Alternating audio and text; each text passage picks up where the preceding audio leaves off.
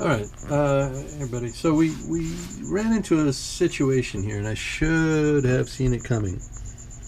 But I'm going to describe sort of what the issue is, and then we'll talk about it for a second. So, all right. So here's our wing plan, and I don't know if you can see it,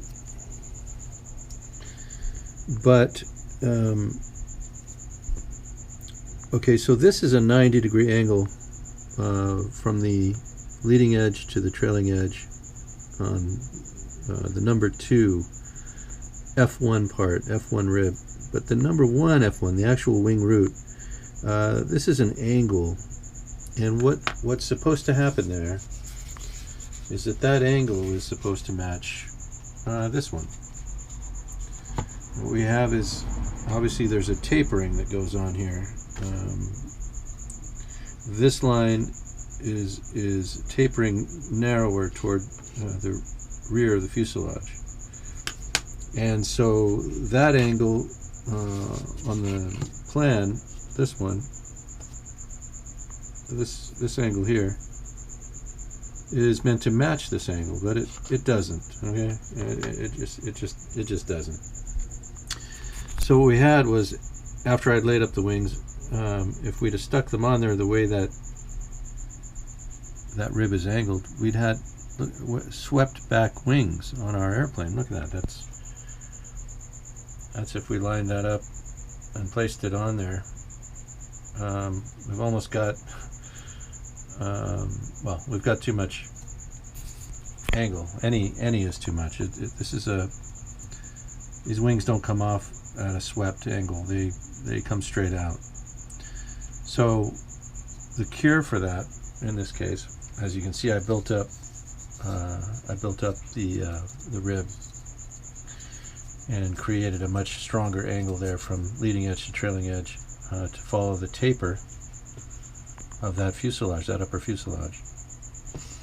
And the way we came about to find that angle was by tracing alongside of the airplane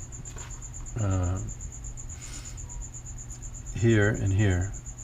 So I drew a 90 on the cardstock. We lined that crossbar, that crossing line, up with the with this line. So in other words, this crossing line here was lined up with this, and the longitudinal line was lined up with our center keel. And as I held the paper against the roof of the cabin, I traced each of these lines. So then, noting that since the tracing was happening with the airplane inverted, this line is the right wing, and this line is for the left wing.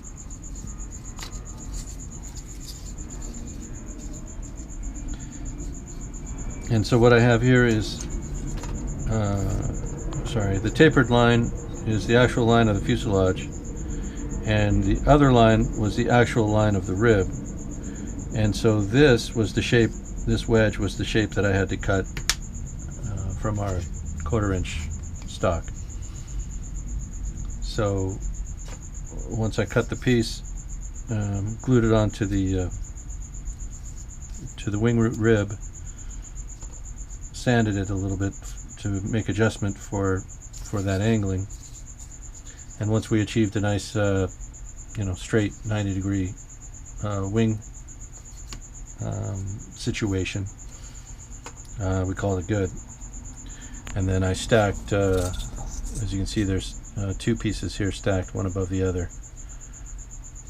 All right, that 1/4 inch, a total of a 1/2 inch thickness at the thickest part of the wing cord. At any rate, that's how I cured the problem. We essentially just increased the tapering. What I could have done is, if I'd have done this drawing first, anticipated this, I could have then replaced this line on here.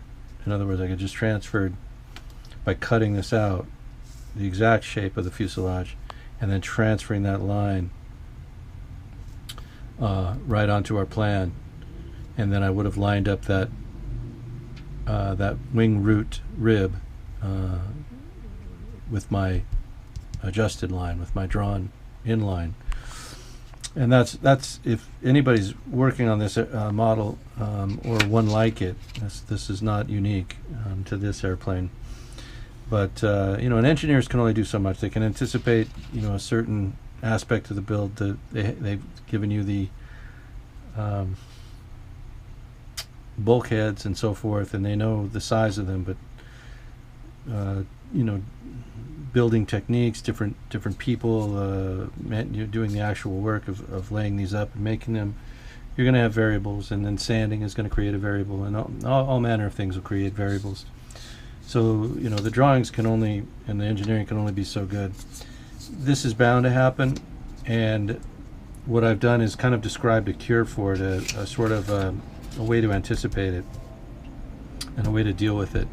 So knowing that this line isn't always going to be great, and you could build to the plan and hope for the best and then do the adjustment that I've done, or you could anticipate the problem and trace the cabin top and determine what the actual lines are, and then set those angles accordingly when you build your wings. But anyway, I just wanted to discuss that issue. Came up today when I was laying up the wings. As you can see, the left and right wings are laid up. I've got solid wing tips. I'll be sanding those and conforming those once I get all the infilling done.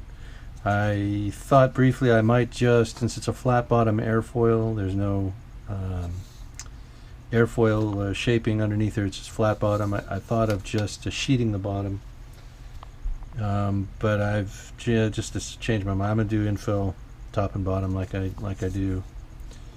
Sometimes in the past I've done a few of these flat bottom airfoils. Just sheet the bottom with that 1/64 birch ply. It saves some time, but I think I'll just go ahead and do the infill. It's fun. Infill is fun.